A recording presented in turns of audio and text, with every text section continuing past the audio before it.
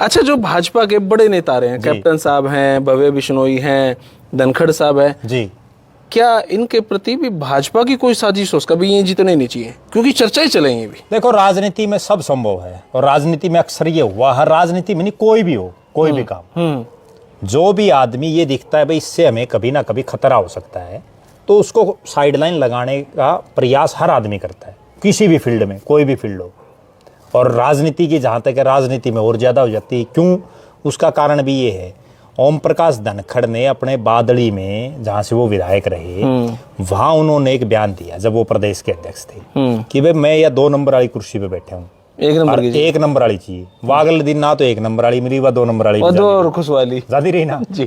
Captain Abhimanyu ने भी इसी तरह से, राजनीति में क्या है कि जो ये सोशल मीडिया पे विशेषकर, अब चूंकि हर आदमी फोन रखता है, हर आदमी सोशल मीडिया यूज करता है, तो अपने नेता के दिमाग में अपना एक हाजिरी मारने के चक्कर में बहुत से लोग ये लिख देते हैं। जैसे अब भव्य बिश्नोई की आपको बात बताऊं, जब नायब सिंह सैनी को सीएम बनाया गया ना पहली बार, खट्टर साहब को हटाया गया और हटा के सैनी साहब को बनाया, तो उसके समर्थकों ने ये लिखा वो उप मुख्यमंत्री बनेगा भव्य बिश्नोई, मंत्री बनेगा, खेल मंत्री तो पक्का बनेगा, ठीक है। हाँ। उप मुख्यमंत्री छोटो खड़ा है, चेयरमैन भी कौन लगाया? ये बीजेपी वाले ऐसे हैं, ये जो आदमी है नहीं, जो कहते हैं वो तो करते नहीं, और जो करते हैं वो कहते नहीं। अब इन्होंने कईयों इलाज कर दिया, और उस इलाज में भी एक चीज और है, देखो मैं ये भी कहने में कोई संकोच नहीं है। अब कैप्टन अभिमन्यु क्यों आ रहे हो? वो हल्के लोगों टाइम तो नहीं दे रहे। ओम प्रकाश धनखड़ क्यों आ रहे? बड़े नेता बनने के बाद ये हल्के में नहीं रहते। अब भव्य बिश्नोई है, बड़ा मतलब एक ताज्जुब होता है इस चीज का कि हल्के का एमएलए, जब वो एमएलए बनया और उसका टूर प्रोग्राम यूं जारी होता है भाई महीने में 1 दिन, भाई इस तारीख को जो है भव्य बिश्नोई आएंगे, अपनी कोठी पर मिलेंगे। अरे एमएलए को तो हमेशा हल्के में रहना चाहिए। ये तो वह बात होगी जो किसी नेता ने अगर राज ठाकरे साहब, बाला साहब ठाकरे से मिलना है तो उनके कोठी पे जाओ, क्या नाम उनकी कोठी का, मातोश्री, वहां पे आओ, वहां पे मिले, वो फीलिंग ले रहे हैं मतलब। हाँ तो वो तो समस्या है, इसीलिए तो हार गए। वो बाल ठाकरे थोड़ी है, बाल ठाकरे ने तो चुनाव लड़े नहीं, ठीक है, वो तो लोगों में बनाया करते, इन्हें खुद न चाहिए। ये तो इसे मतलब 2014 के लोकसभा चुनाव में बीजेपी और हजका थी कुलदीप बिश्नोई की, उनका लोकसभा में अलायंस था, विधानसभा में तो फिर टूट गया। उस लोकसभा में 2 टिकटें दे दी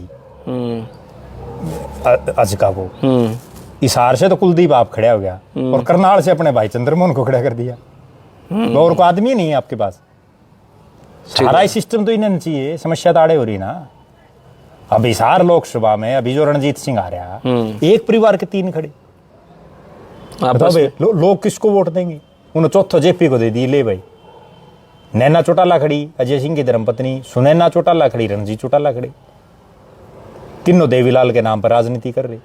अरे एक दूसरे की बुराई नहीं करते फिर? नहीं, बुराई तो इसलिए नहीं करते ना। देखो राजनीतिक आदमी क्या है, ये भी एक बड़ी कड़वी सच्चाई है।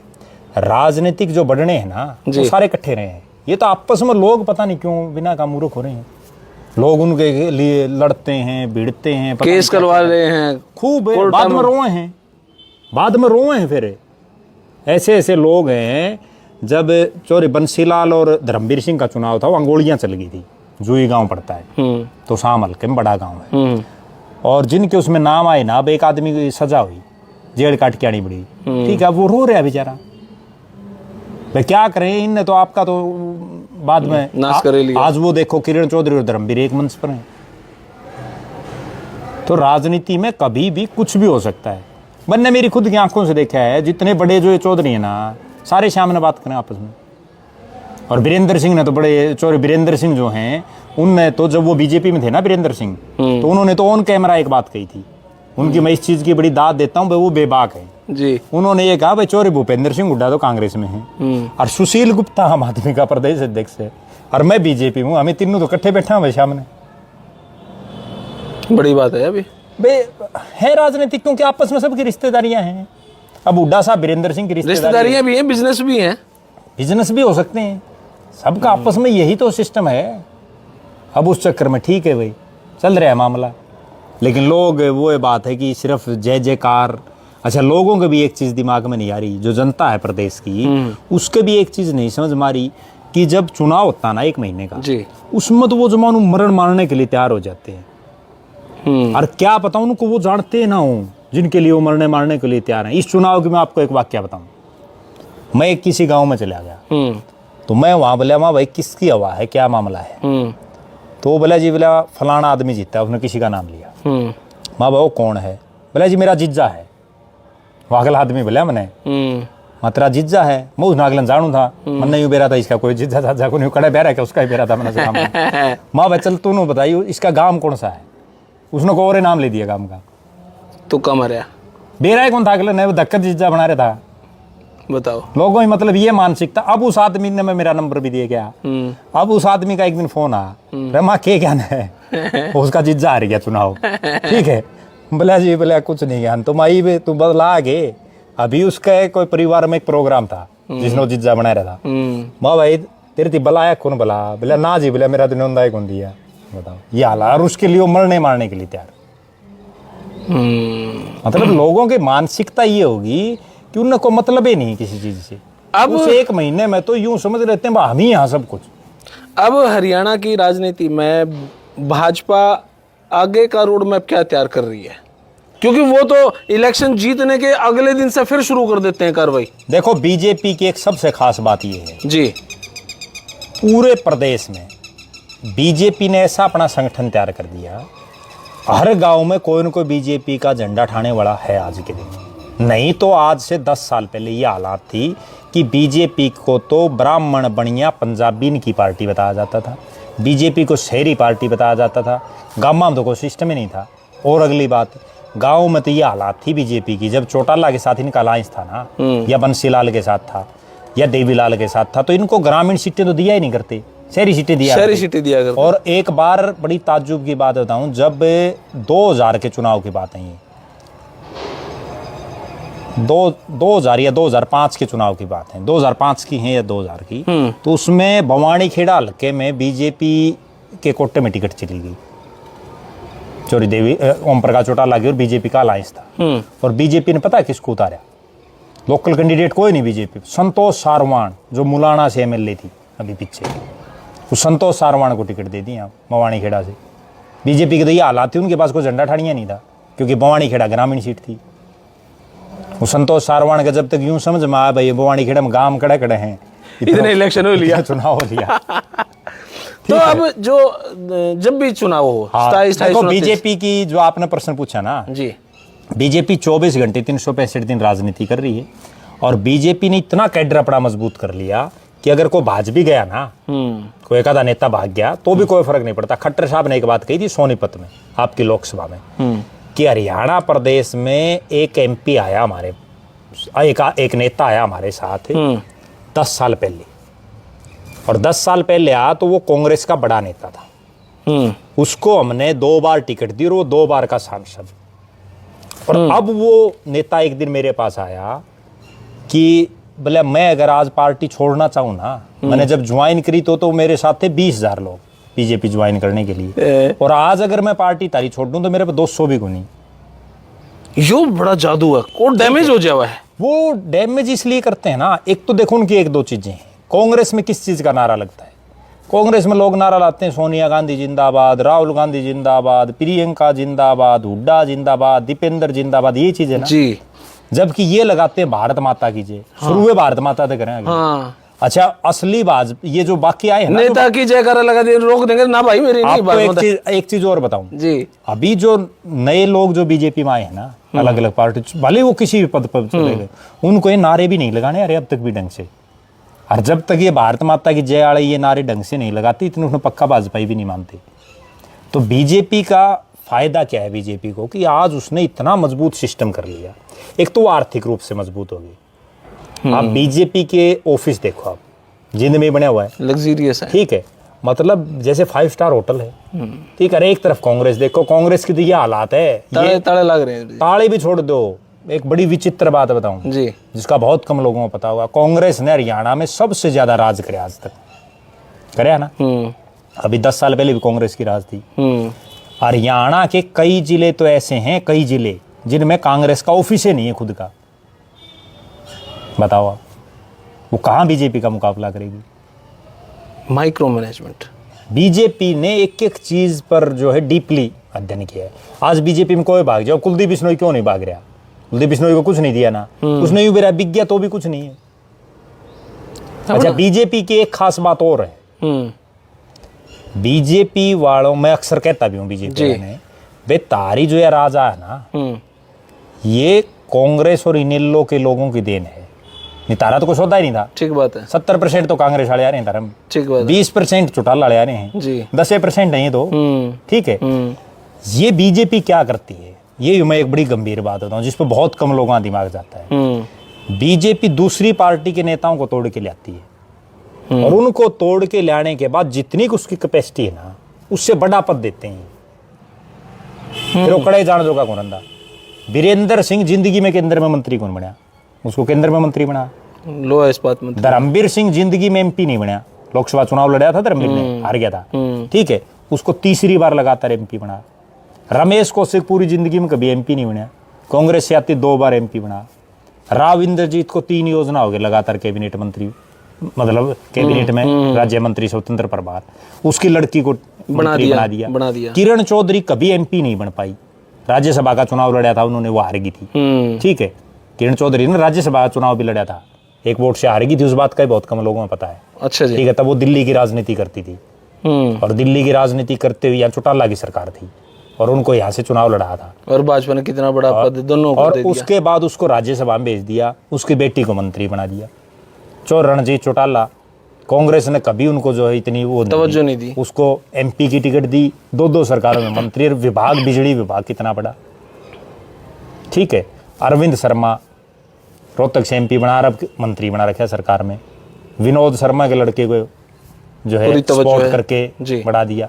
तो बीजेपी में जो आता है, विनोद शर्मा की वाइफ शक्ति रानी शर्मा, उसको एमएलए बना दिया, ठीक है। कहाँ जाके वो अंबाला की बजाय उसको कालका से बना दिया।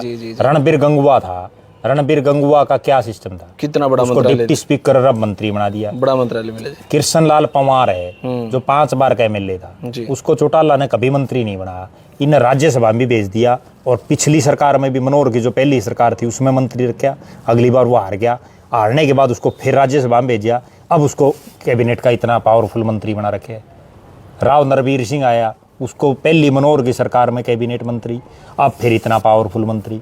तो ये जो दूसरी पार्टियों से आते हैं ना बीजेपी वाले, उसको पूरी चौधर देते हैं। इसके उलट देखो ही बाप, कांग्रेस में अगर कोई आदमी यूं आ जाता है ना दूसरी पार्टी छोड़ के, पूरे हिंदुस्तान में जब मोदी की इतनी आंधी थी तो वीरेंद्र सिंह का लड़का ब्रिजेंद्र सिंह अपनी एमपी की कुर्सी छोड़ के कांग्रेस में आया था हिसार लोकसभा की एमपी की कुर्सी छोड़ के जी, ठीक है, इकलौता आदमी ऐसा पूरा भारत का पहला था जी, उसको टिकट नहीं दिया गया, तो और कौन होगा? तो कितनी अचंभे की बात है, जो आदमी बीजेपी की भरी थाली, जिसका यूं पता ये फिर आऊंगे लोकसभा में, तो कोई डाउट थी नहीं भाई मोदी फिर आएगा, सबने पता था जी भाई इतना है भाई सीट कम आ जाएंगी, आना तो निश्चित था, और वो फिर भी वो छोड़ के और उसको फिर भी आपने टिकट नहीं दी। लास्ट के 25-30 साल का अगर मैं आपसे एक्सपीरियंस पूछूं, मुख्यमंत्री कामयाब कौन रहा? देखो सारे मुख्यमंत्रियों की अलग अलग क्वालिटी थी, अलग अलग कमियां रही हैं सबकी। हम बात करें चौटाला साहब, बात करें हुड्डा साहब, बात करें खट्टर साहब। देखो हम बलक ने अगर बात करें भजनलाल से शुरू करके, क्योंकि भजनलाल बंसीलाल, भजनलाल बंसीलाल, देवीलाल भी कह सकते हैं, देवीलाल जी, ये सारे जितने सीएम है ना आज तक के, ये सारे सीएम 1987 से लेके जी, सिर्फ आप राव वीरेंद्र को छोड़ दो जी, भगवत दयाल शर्मा को छोड़ दो जी, उसकी इन 2 को छोड़ दो जी, इन 2 के अलावा आज तक जितने मुख्यमंत्री बने ना हरियाणा में, वो 87 से आज तक सारे बन गए। 87 में चौरी देवीलाल बने, उसके बाद ओम प्रकाश चौटाला बने, बनारसी दास गुप्ता बने जी, मास्टर हुकम सिंह बने जी, चौरी भजनलाल बने, चौरी बंसीलाल बने, चौरी ओम प्रकाश चौटाला फिर बने, चौरी भूपेंद्र सिंह हुड्डा बने, मनोहर लाल खट्टर बन गए, नायब सिंह सैनी बन गए। हरियाणा के जितने मुख्यमंत्री बने ना जी, सिर्फ पहली 1.5 साल आप छोड़ दो, राव वीरेंद्र सिंह और भगवत दयाल जी को, और उनका जो है उनको छोड़, उनका कोई कार्यकाल में कोई खास था भी नहीं कुछ जी, ठीक है। उसके बाद ये सारे बन लिए। इसमें सबकी अलग अलग चीजें हैं, जैसे अब सबकी अलग अलग खासियत ये हैं। जैसे चौरी भजनलाल से अगर हम शुरू करें, ये तो बहुत ज्यादा लंबा इंटरव्यू, मोटा मोटी आपने यूं लगा भाई देखो सबसे तेज दिमाग, सब कुछ कुल मिलाकर निष्कर्ष निकाल के अगर एक आदमी का नाम लेना हो तो मैं वैसे तीनों लाल को साइड में कर रहा था, बंसीलाल, देवीलाल, भजनलाल, इन तीनों लाल को एक साइड कर रहा था भाई, इनसे हम ना कंपेयर करें। अभी चौटाला साहब हैं, हुड्डा साहब हैं, खट्टर साहब हैं। देखो अकेला तो कुछ कह नहीं सकते, क्योंकि चारों जो है ना, नायब सैनी को भी जिसमें इंक्लूड कर लें, चारों की अलग अलग खासियतें हैं, अलग अलग कमियां हैं। अब मैं चारों की ये तो आपको बता सकता हूँ भाई, ये खासियत और ये कमी है। अच्छा, एक का नाम इसलिए भी नहीं ले सकते, हरियाणा के लोग राजनीति के इतने मतलब चासड़ू हैं एक तरह से कि अगर किसी एक का नाम ले दिया ना तो वो फिर दूसरा नु कहेगा यार महाराज जो है ये तो फलाने का समर्थक है। आपने नलवाद इलेक्शन लड़ना है। नहीं, इलेक्शन तो एक माइनर चीज है, वो तो बहुत माइनर है। मेरा जो उद्देश्य है ना मेरे जीवन का, वो ये है कि नेता कौन होता है। नेता वो होता है जो समाज को लीड करे। चुनाव जीतना हारना वो नेता नहीं है, चुनाव लड़ना ना लड़ना उसने भी कोई नहीं पूछता। केवल और केवल कि एक लीड करे। और लीड का मतलब ये नहीं भाई अकेला चुनाव लड़ना है। समाज को आज हम यहाँ जो बात बता रहे हैं, इसमें से इतनी लंबी हमारी डिस्कशन में अगर एक आदमी के भी ये समझ में आ गया कि वास्तव में हमें उस आदमी को वोट देना चाहिए जिसकी हम हाथ पकड़ के ये कह सकते हैं भाई ये जायज काम है, ये करवा तू मेरा, क्यों नहीं करवा रहे, तो भी हम जो है कामयाब हैं। बात वो है दूरदृष्टि। अच्छा, एक आपकी मैंने लाइन सुनी थी जी, कहीं आपका इंटरव्यू चल रहा था जी, आप ये कहते राम कुमार गौतम जी ने किसी रैली में सुने, मैंने आपसे बहुत लोगों से सुनी, लेकिन मैंने उसकी वो डिटेल कहीं मिली नहीं ऐसी कि राम कुमार गौतम ने अपने भाषणों में अक्सर ये कहते थे कि भाई चाहे तो मेरा गोसा दे दियो और चाहे मेरी वोट दे दियो, लेकिन ऐसा उन्होंने कहीं कहा नहीं। देखो यूं है, मैं बताऊं आपको, आज सोशल मीडिया का जमाना है जी। आज तो कोई नेता कोई बयान देता है ना तो वो 1 मिनट में वीडियो बन के हर आदमी के जेब में फोन है और उसके बाद वायरल हो जाता है। जैसे नारनौंद में जस्सी पेटवाड़ की एक रैली में एक पुट्ठी के एक बुजुर्ग ने एक बात बोल दी और वो बात इतनी उसका वो होया कि उसके बाद कांग्रेस का राज चला गया, खत्म ही होगी वो, होगी ना जी, उसे एक छोटी ही बात से। हर एक आम आदमी था, उसका तो कोई लेना देना भी नहीं था, ठीक, वो फिर बहुत बड़ी बात बनी जी। जो ये बातें अकेले राम कुमार गौतम की नहीं है, बहुत नेता इस तरह से आज से 10, अब तो ये ठीक आधुनिकता का युग, अब तो आदमी एक शब्द भी बोलता है तो भी वो सोच के बोलता है जी। उससे पहले तो लोग खूब बोला करते। और राम कुमार गौतम ने जो ये बात आप कह रहे हो, ये नारनौंद में आपको बहुत लोग मिल जाएंगे। हो सकता है गौतम साहब इस बात को ये कहें कि भाई मैंने नहीं बोली।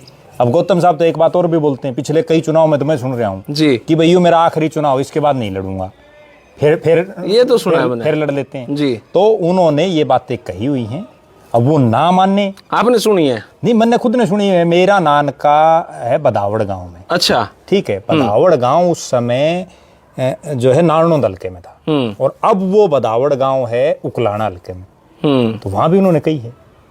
और ये बातें वो नहीं, बहुत नेता इस तरह कह देते हैं जो बार बार चुनाव हार जाता ना कोई नेता, तो वो आखिरी में क्या कहता है, भाई या तो गोसे दे दियो या वोट दे दो यार।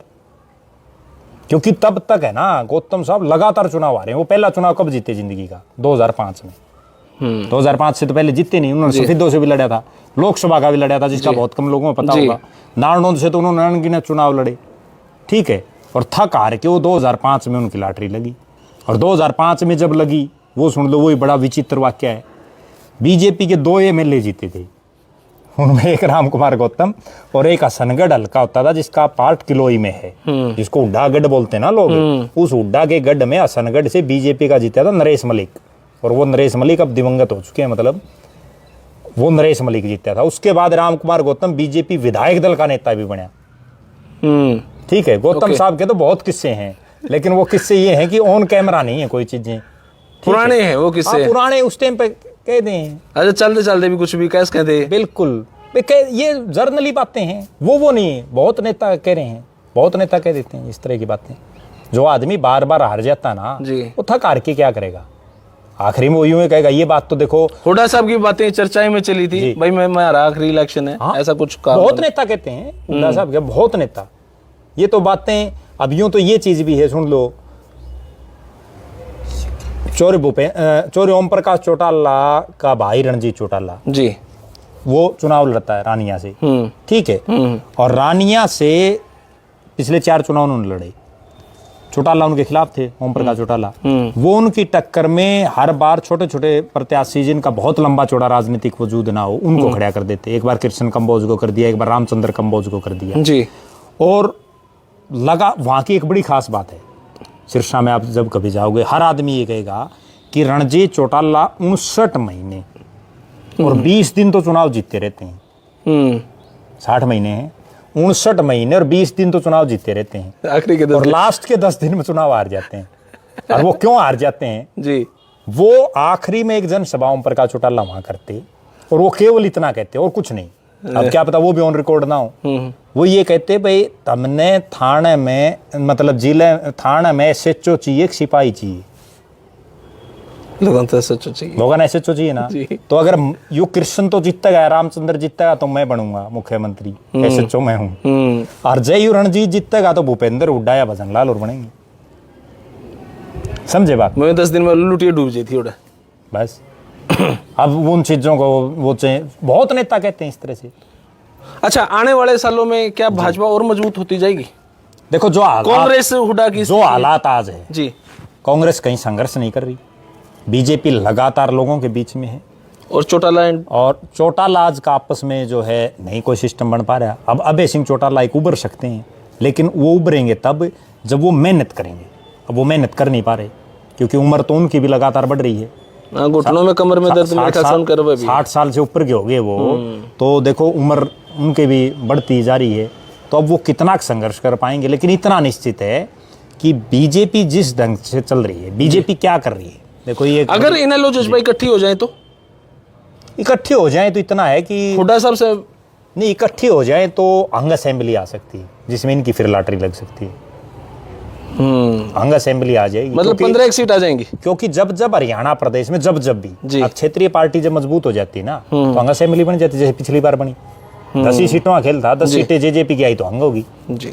ठीक है, इस बार क्या था, अगर ये इनेलो या ये जेजेपी की अगर 5-7 सीट आ जाती तो इस बार भी अंग। तो आपके हिसाब से एक होने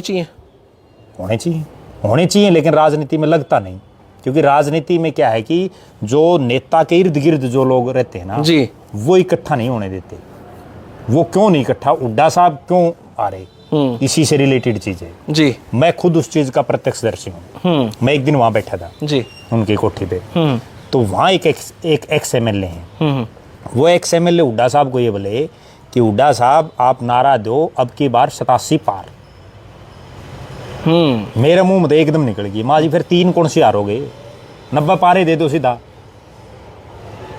भाई जब तमीने 87 का कॉन्फिडेंस है तो फिर 3 में की रोल है। वो लोग जो नेता के चारों तरफ घूमते हैं ना, अब समस्या कहाँ है।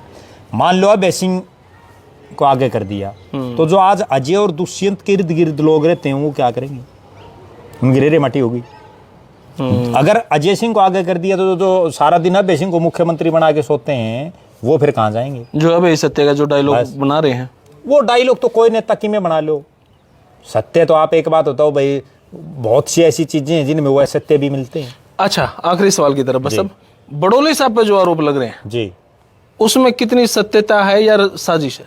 देखो सत्यता तो इन चीजों की जब पुलिस की इन्वेस्टिगेशन होगी या जो माननीय अदालत है, ये तो राजनेताओं वाला जवाब दे दिया, मैं बताऊं आपने, वो करेंगी जी। क्योंकि सत्यता तो देखो या तो बड़ोली साहब बता सकते हैं जी, या वो जो महिला है वो बता सकती हैं, या कोई उसमें गवाह है वो बता सकते हैं। लेकिन इतना है कि जिन जिन नेताओं पर, बड़ी गंभीर मैं बात बता रहा हूँ, जिन जिन नेताओं पर इस तरह के आरोप अपने सार्वजनिक राजनीतिक जीवन पर लगे, उनमें से ज्यादातर की राजनीति तहस नहस और खत्म हो गई। बाबू जगजीवन राम एक बहुत बड़ा उदाहरण मैं दे रहा हूँ, जिनको देश का प्रधानमंत्री बनना था निश्चित, उन्हीं का नाम था।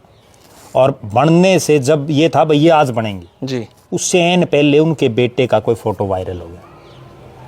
सरदार आत्मा सिंह गिल जो सिरसा से सांसद थे 2005 में, उनका भी एक इसी तरह से एक वीडियो आ गया, टिकट कट गई।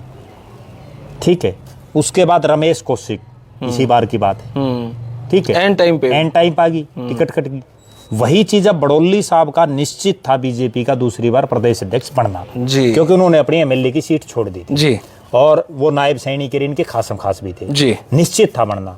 लेकिन इसके बाद मुझे नहीं लगता कि अब उनको रिपीट किया जाएगा, क्योंकि तो कोई भी साजिशन ऐसा हुआ। देखो कई चीजें, मामला 1.5-2 साल पुराना है। एक एंगल तो ये है कि मामला पुराना है। दूसरा देखो जो कोई कसौली तक जो घूम के आता है, कोई वो ये तो है नहीं भाई कोई बच्चा है जिसको जानबूझ करके कोई आदमी ले जाएगा, वो चाहे बड़ोली साहब और चाहे कोई और भी हो। ठीक है, अगर कोई आदमी कसौली तक घूमता है मेरे ख्याल में तो हरियाणा के 1% लोगों को ये पता होगा ये कसौली है कहाँ। हाँ, मैं भी आज तक गया नहीं। हाँ, मतलब 1% लोगों को मुश्किल से पता होगा। तो जो वहाँ गए हैं ये तो है नहीं कि वो अनमेच्योर हैं। अब उसमें मामला ये है कि जिस ढंग से वो अमित बिंदल का भी नाम जुड़ा है उसमें, कहीं ना कहीं रॉकी मित्तल का भी है, तो ये मामला देखो राजनीतिक आदमी है तो कहीं ना कहीं राजनीति से ओतप्रोत तो कोई भी चीज हो। अच्छा, हम भी यहाँ चर्चा नहीं करते अगर वो बीजेपी के प्रदेश अध्यक्ष नहीं होते। ठीक बात है। इस तरह के आरोप क्या पता नहीं कितने लोग जेलों में भी जाते हैं इस तरह के मामलों में, नहीं करते ना चर्चा। सही बात है। केवल इसलिए तो चर्चा कर रहे हैं कि वो बीजेपी के प्रदेश अध्यक्ष हैं, डेजिग्नेशन बढ़ा बस। तो अगर वही मोहनलाल बड़ोली आज से 10 साल पहले कोई ऐसी बात होती, कोई चर्चा नहीं थी, तो कौन जानता था? पता ही नहीं था लोगों ने कौन है बड़ोली।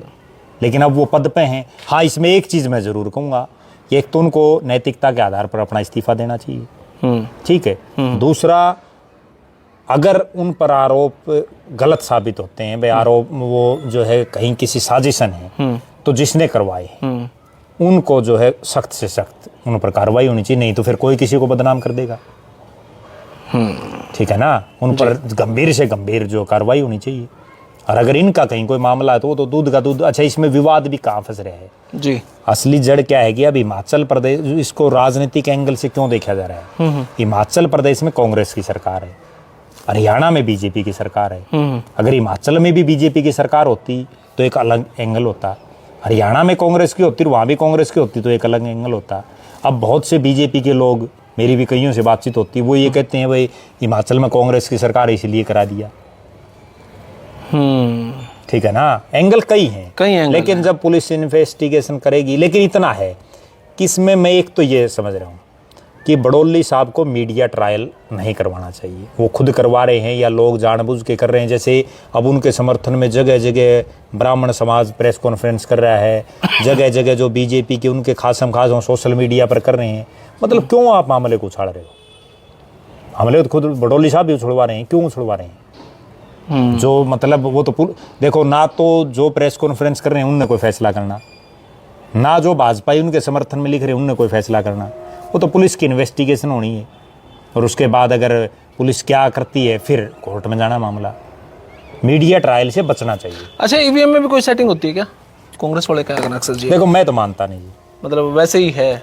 देखो, मैं ये इसलिए नहीं मानता। ईवीएम को कौन ले आते इसमें? जब ईवीएम से चुनाव हुए 2014 में कांग्रेस का राज था, जब मोदी जी आए तो ईवीएम से हुए थे चुनाव, सब ने, पूरे देश ने ईवीएम से वोट डाले थे। तब कांग्रेस ने क्यों नहीं सेट की? मोदी क्यों आया? उस समय तो बीजेपी का राज था ही नहीं। अगर ये सेटिंग ही हो रही है तो उस समय कांग्रेस वाले ने क्यों नहीं करी? दूसरी बात, मान लो आज मोदी इसमें सेटिंग कर रहे हैं, जो कांग्रेसी बोल रहे हैं बहुत से, तो कांग्रेस वाले चुनाव क्यों लड़ रहे हैं? उनको तो ये कहनी चाहिए, पूरे देश में एक मूवमेंट खड़ी करनी चाहिए। मूवमेंट तो 1 मिनट में खड़ी हो जाती है। अन्ना हजारे का आंदोलन देखो आप, हार्दिक पटेल एक युवा 25-30 साल का जिसको कोई नहीं जानता, और उसने आप देखो गुजरात में कितनी बड़ी मूवमेंट खड़ी कर दी थी। जो पटेल आंदोलन हुआ, कितनी बड़ी मूवमेंट खड़ी हो गई थी। तो ये कांग्रेस वालों ने एक मूवमेंट ये खड़ी करनी चाहिए, भाई ये ईवीएम जब तक रहेगी देश में हम चुनाव ही नहीं लड़ेंगे। बनता रहो मोदी। ओके, जब कोई फार्म ही नहीं भरेगा तो इसमें ये तो हार जो है उसको एक्सेप्ट करना चाहिए। हार गए तो हार गए, लोगों ने वोट नहीं दिए, बात खत्म। जब दीपेंद्र हुड्डा जीते तो वो ईवीएम ठीक थी, या कुमारी शैलजा जीती तो ईवीएम ठीक थी। ये चीज है। अब ये जो 37 जीत रहे इनके, उन 37 में ईवीएम ठीक थी। आपको एक और बड़ी गजब इसी ईवीएम पर बात याद है जी। जहां जहां कांग्रेस आ रही है वहां के तो प्रत्याशी ये कह रहे हैं कि हमारे साथ गड़बड़ हुई है, कह रहे हैं ना, कह रहे हैं बहुत से। और वो ये भी कह रहे हैं कि भाई ईवीएम में 99% बैटरी थी, फलाना थी, दिखड़ा थी। जितने जीतते हैं 37, उनमें तो किसी का ये बयान आया है कि भाई मैं तो 50,000 तक जीतना था, मैं जीतया हूँ 20,000 तक, मेरे भी आड़े ईवीएम में 99% थी बैटरी। यह बात सही कहा, किसी ने कही है? किसी ने नहीं कही है। तो फिर वो बात है कि हमारा जो है ये कोई सिस्टम थोड़ी है। अच्छा, जगदीप शर्मा के बारे में क्या कहना चाहोगे सर? अच्छी बुरी जो भी आपके दिमाग में। देखो, अच्छी बुरी तो क्या है, मैं तो ये कहता हूँ भाई ये एक जीवन है, मेरी तो एक ही सोच है। मैंने चैनल जब शुरू किया था जींद बाई इलेक्शन में, मुझे ध्यान है उस जींद बाई इलेक्शन में मैं भी वहाँ एक बहुत बड़े रोल में था, ठीक है। और तब उससे पहले हरियाणा में यूट्यूबर का कोई बहुत बड़ा सिस्टम नहीं था जी, ठीक है। मैं तो ये कहना चाहता हूँ कि आदमी अगर जिंदा है जी तो जिंदा दिखना जरूरी है। अगर आज हम कुछ हैं, हमारे अंदर कोई कैलिबर है, कोई कैपेसिटी है, तो फिर करना चाहिए, क्या दिक्कत है। आज एक चीज आप ये बताओ, 2019 से पहले जी जगदीप शर्मा को कितने लोग जानते थे? कोई नहीं जाना था। और आज जगदीप शर्मा को कितने जानते हैं? ठीक जाना है, बहुत कुछ हासिल किया है ना जी। और वो, हाँ, इतना जरूर है, मेरा ये मानना है कि कोई भी फील्ड हो, अपनी जिस भी फील्ड में हम हैं उसके साथ न्याय करो, ठीक है। और जितनी अपन जानकारी है केवल उतना बताओ, उससे फालतू मतलब बातें करो ही ना। उड़ता तीर कभी लेना ही नहीं चाहिए जिंदगी में। फिर मैं तो कभी नहीं लिया। अगला क्या आपने ऐसा नहीं लिया तो ये सुन लो, मुझे ये कहने में कोई संकोच नहीं है। आप जिस टाइम पे आपने शुरू किया जी, उस टाइम पे आपके समय में कुछ एक लोगों ने और भी शुरू किया, ठीक है। आज आप उनका सिस्टम देखो और आज आप अपना खुद का देखो, उसी से आप अपना आकलन लगा सकते हैं और जितने दर्शक हैं वो भी लगा सकते हैं। मैंने आपकी एक खास बात ये लगी, एक दिन, बहुत दिन पहले मैंने एक इंटरव्यू सुना था आपका, बहुत दिन पहले, तो उसमें आपने ये बात कही थी, किसी नेता का आप इंटरव्यू कर रहे थे, ये तो मुझे नहीं ध्यान किसका कर रहे थे, भाई मैंने राजनीति का कोई ज्यादा पता नहीं है, ठीक है, भाई मैं अगर कोई सवाल गलत भी पूछ लूँ तो कोई बात नहीं, मैं जो है ज्यादा ही मेरे को नॉलेज नहीं है जी। पता नहीं आप किसका कर रहे थे, वो मैंने देखा था। तो आदमी को जितना ज्ञान हो आपको उतना करना चाहिए। अब कई आदमी क्या है कि उनको पता कुछ होता नहीं और पता नहीं क्या बोल देते हैं। अब बहुत से ऐसे यूट्यूबर हैं, बहुत से जी। इलाहाबाद में बाई इलेक्शन हुआ जी, ज्यादातर ये बोलते थे कि इलाहाबाद के पूर्व विधायक भरत सिंह बेनीवाल, कौन से पूछे वो कौन सी साल में बना था इलाहाबाद से। ज्यादातर ये बोलते हैं, बहुत ज्यादा आज भी बोलते हैं अब भी, कि बारडा के पूर्व विधायक रणबीर सिंह महेंद्रा जो बंसीलाल के बेटे हैं, जबकि वो बारडा से कभी एमएलए बना ही नहीं। उन्हें 3 चुनाव लड़े, बारडा से 3 हारे, 3 आ रहे हैं। उन लोगों को ये पता ही नहीं भाई मुंडाल से बना था, उसका मुंडाल का नाम में क्या कौन बेरा हुआ।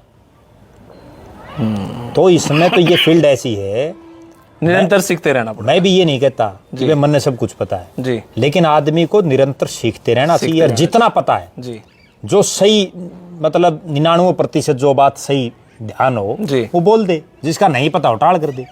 इसमें तो लगे रहो किसी ना किसी दिन, और किसी ना किसी दिन, कि आज भी आपका तो बड़ा नाम हो रहा है। अरे सर, जो हरियाणा के, नहीं देखो इसमें कोई बड़ाई की बात नहीं है, जो हरियाणा के गिने चुने लोग हैं जी, उनमें एक नाम तो आपका है, इसमें कोई नो डाउट। लेकिन उसके लिए ये है कि पहले तो आदमी को नाम बनाना पड़ता है, और जब नाम बन जाता है तो वो ये देखना पड़ता है ये नाम खराब ना हो जाए, ठीक है ना। नाम खराब 1 मिनट में हो जाता है। चंद्रमोहन चौधरी भजनलाल का बेटा था, ठीक है, और प्रदेश का उप मुख्यमंत्री था, और एक ऐसा मामला हुआ उसके बाद राजनीति खत्म। उसके बाद अब उभरे हैं, अब भी ठीक है, कांग्रेस की हवा में जीत गए। तो इसमें मतलब मेरा ऐसा कहना है कि आदमी ने ये करना चाहिए कि काम ऐसा करो, मैं एक बात कहता हूँ सबको, कि काम ऐसा करो कि नाम हो जाए, और नाम ऐसा हो कि सुनते ही काम हो जाए। क्या बात है, ठीक है ना, ये बनना है भाई। ठीक है, चलो जी, तो ये बहुत बहुत शुक्रिया भाई साहब, बहुत धन्यवाद। जी जी।